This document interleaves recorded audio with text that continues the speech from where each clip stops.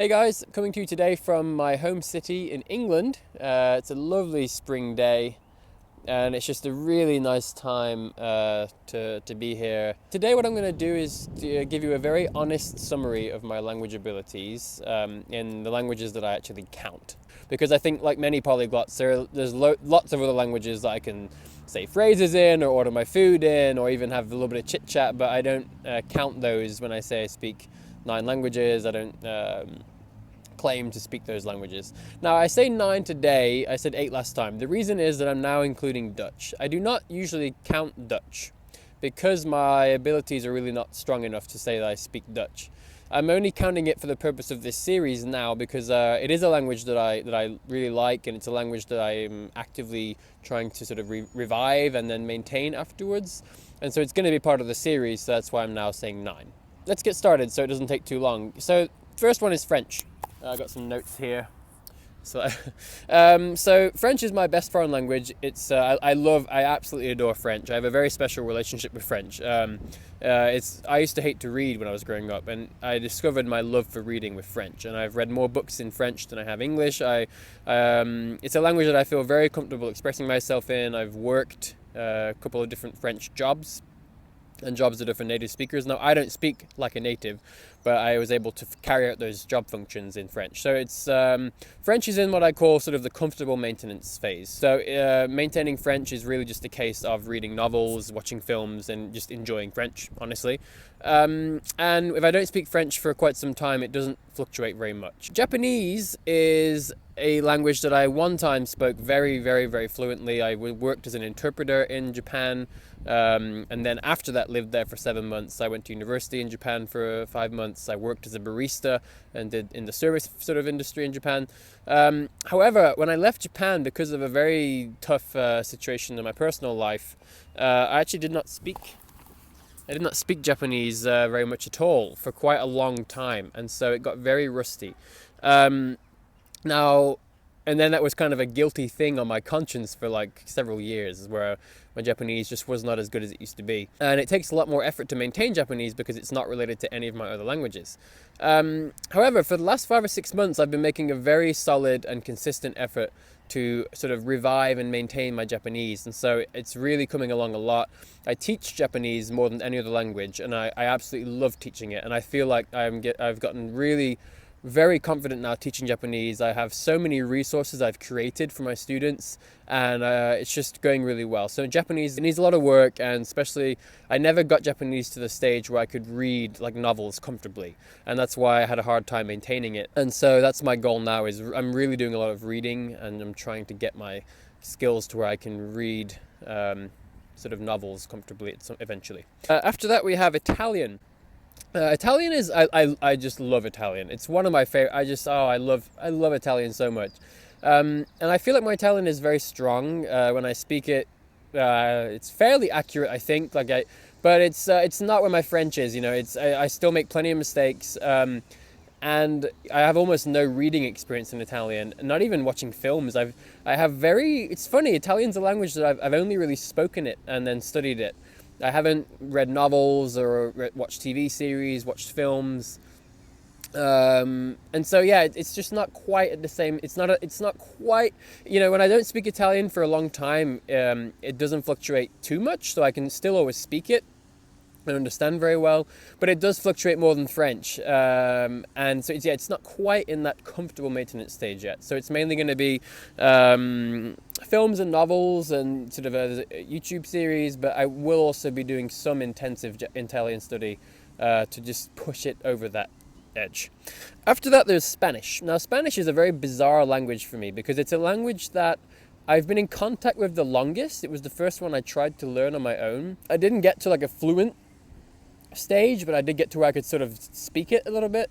But then I didn't speak it for years, and it got very rusty. I could barely say anything.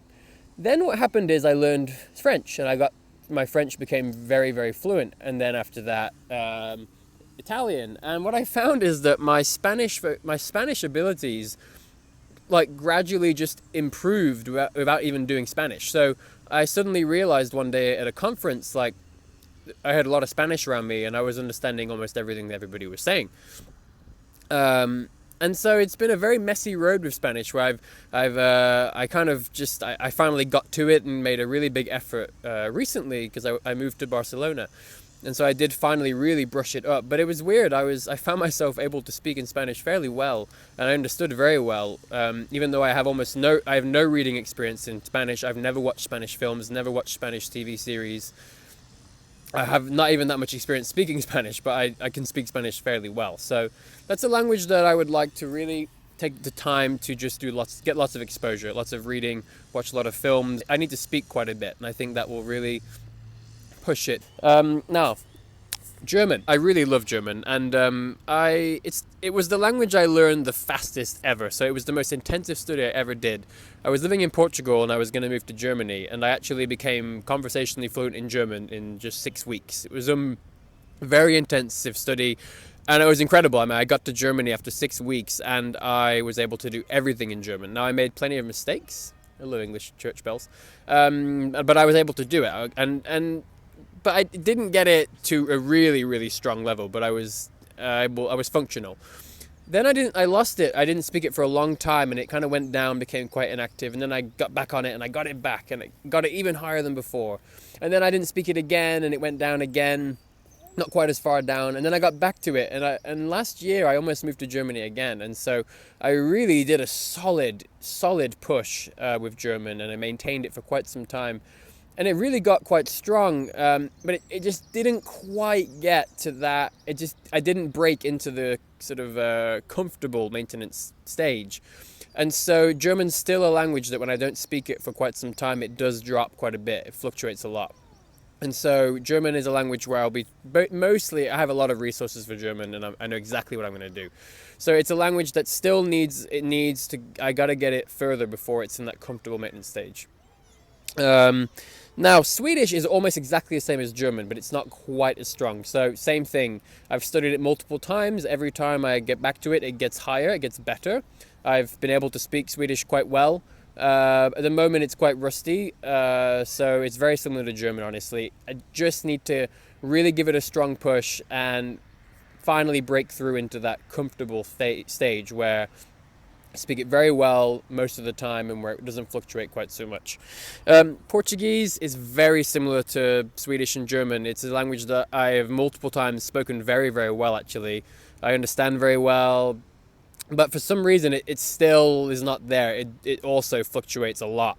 So if I'm speaking it quite a bit, I can speak it very well. But at the moment, if I spoke Portuguese, I can still speak it just fine, but there'll be more interference from Italian, or it still fluctuates a bit. Now, the very last language is Dutch. Now, Dutch is the worst of all my languages. I learned Dutch, the fastest until German came along. Dutch, I got pretty good at Dutch, I think. In 2 months, I did Dutch. And then the first day in the Netherlands, I had to do a job interview. It was very hard, but I got through it, although barely. But then I spent about a month in the Netherlands with a wonderful, wonderful person, a friend, mentor, and it wasn't that great, but my Dutch got pretty good, I suppose. But I haven't done Dutch at all since that time, which was early 2015, so it's been more than 2 years. And since then I learned German, Swedish, and so now I still understand Dutch quite well, but if I try to speak Dutch, there's just too much interference. I don't have a strong enough foundation for it to sort of stand on its own. So that's why I don't usually claim Dutch, because it's the only language in the list that I can't speak. Honestly, like even when the others are rusty, if I don't do them for months and months, I can still speak those languages. Dutch, no. But it is a language I care about, and I plan to finally get back to Dutch and revive it and push it beyond where it was and get it to where I can speak the language again. So there you go. That's a totally honest sort of summary of each one. And what I plan to do is to go into much more detail for each language in other videos. And I'll do videos in all those languages. And I'll show you guys as I, first of all, plan to get all the ones that need it back up to scratch, back up to where they were. But then implement my sort of system that I've developed for maintaining languages, which has worked very well for me. And I'm going to show you guys, first of all, a very structured approach in various levels, and then a more casual approach to maintaining languages. So I will see you guys in episode 3.